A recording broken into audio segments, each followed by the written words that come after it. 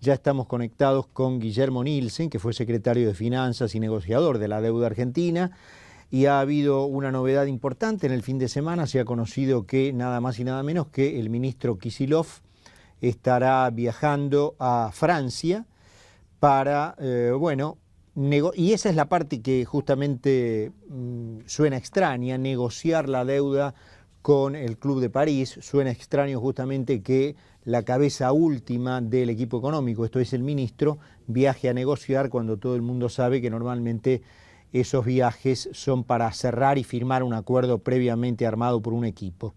Así que lo vamos a saludar a Guillermo y vamos a ver cómo ve él este viaje, eventualmente si le podemos adjudicar esperanzas a un cierre de negociaciones y qué se puede esperar de allí en adelante. Guillermo, ¿cómo está? Carlos Mira, aquí en Infobae.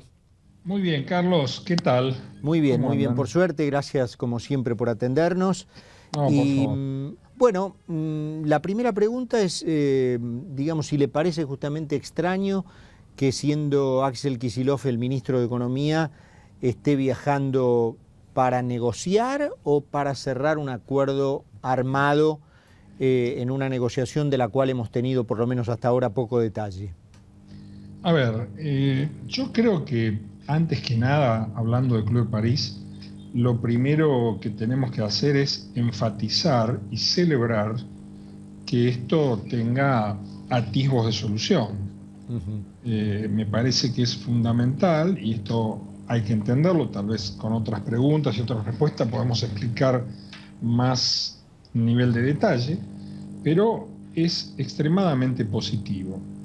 Es como que la gente que habita hoy el Palacio de Hacienda, de a poco, va entendiendo y asumiendo cuotas de ortodoxia que no estaban en su libreto original, ¿no es cierto? No estaban en el libreto que le conocimos a Axel Kicillof cuando fue el vocero de la expropiación a Repsol en el año 2012, en abril del 2012. Ujú. Ahora, yendo específicamente a su pregunta, la verdad es que es llamativo, pero yo deduzco que acá hubo una tarea realmente de preparación muy fuerte y muy grande, seguramente a partir de la unidad de reestructuración de deuda Ujú. que eh, apareció creada en el boletín oficial en el momento mismo en que había un cambio en el ministro y en el jefe de gabinete, ¿no es cierto? Ujú. Fue simultáneo. Ujú. Queda como cabeza de la unidad de reestructuración de deuda, queda el embajador Lorenzino, con sede en Bruselas, y el secretario Cosentino asume el rol de jefe de esta unidad eh, con rango de subsecretario. Yo tiendo a pensar, insisto, es una especulación o una deducción, que si va el ministro de Economía, obviamente va muy pocas veces el ministro de Economía al Club de París. Ujú. Eh, va alguna vez puede ir a charlar con la Secretaría del Club de París, que me parece que es lo que está pasando, pero normalmente si un ministro va a cerrar una negociación Ujú. y hay mucho trabajo preparatorio previo, ¿no? Así que desde ese punto de vista creo que tendremos que prender velas y desear que todo esto tenga un buen desempeño, ¿no?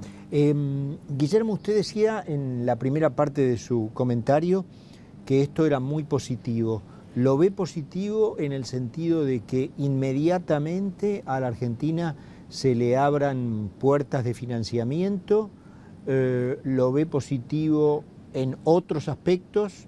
¿Lo ve positivo en el sentido de que la Argentina pueda tener acceso a créditos para compras de infraestructura, para compras de bienes de material? Sí, Eh, es esto último.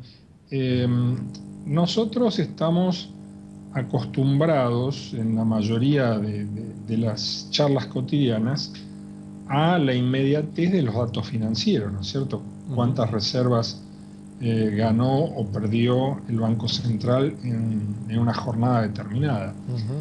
Tenemos mucho menos conciencia del colapso de la infraestructura que estamos viviendo en Argentina. Argentina tiene una situación de colapso de la infraestructura. Le cuento que tengo acá en el estudio, Guillermo, y por supuesto ya lo dejo seguir, a 4 vecinos de Almagro que hace 40 días que no tienen luz.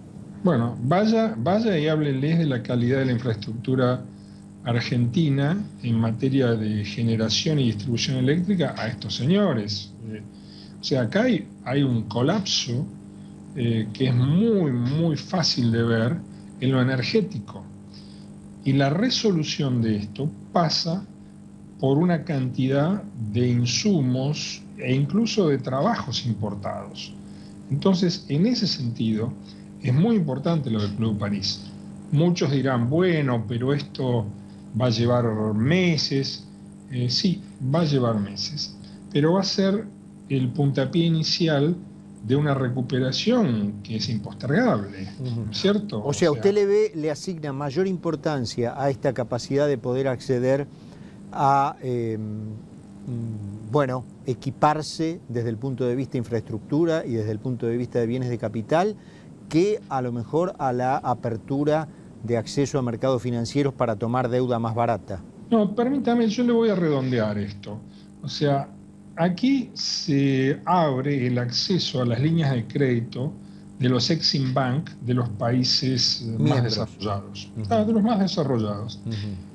Entonces, esto va a redundar en un aumento de la calidad de la inversión en Argentina, porque son bancos. Son bancos donde va a haber que explicar proyectos y donde va a haber que hablar de rentabilidades y donde la Argentina va a tener que ayornarse en materia tarifaria. Y allí este drama que tenemos en infraestructura y en lo energético, esto se empieza a resolver, pero se empieza a resolver desde la racionalidad. O sea que acá estamos previendo un futuro de arreglo, composición de lo que queda en default de la deuda con el club y luego internamente una recomposición de precios. Y sí, porque se negocia simultáneamente. Supongo, parte de la problemática es, bueno, se paga, digamos, un 20-25% de la deuda al contado.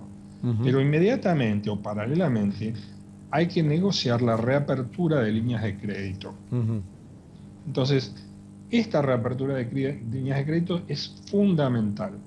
¿Cómo se efectivizan estas líneas de crédito? Es a través de proyectos y a través de presentar cuestiones rentables. Y esto va a llevar, indudablemente, a una revisión de la cuestión tarifaria en Argentina, porque ningún país, ningún Exim Bank va a financiar que la Argentina siga regalando la electricidad. Le hago una última. No lo van a hacer. Le hago una última, Guillermo. Se dijo por allí que lo que, de acuerdo a las dos cosas que conversamos con usted, o se habló antes para que el ministro vaya a firmar algo prearmado, o el ministro lleva una propuesta que de alguna manera incluye bonos. ¿Usted cree que es posible que el Club de París acepte bonos argentinos nuevos?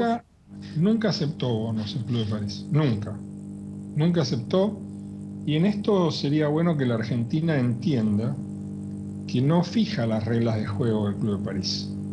El Club de París es una instancia de altísima diplomacia financiera y allí hay reglas de juego. Reglas de juego que las fija el G7, o sea, los países desarrollados. Argentina no fija reglas de juego. Argentina tiene que adaptarse a ciertas reglas de juego si es el que quiere solucionar sus problemas. No es otra cosa. Guillermo, como siempre, le agradecemos muchísimo este contacto y su disposición para con nosotros aquí en Infobae. Le agradecemos mucho y le mandamos un abrazo.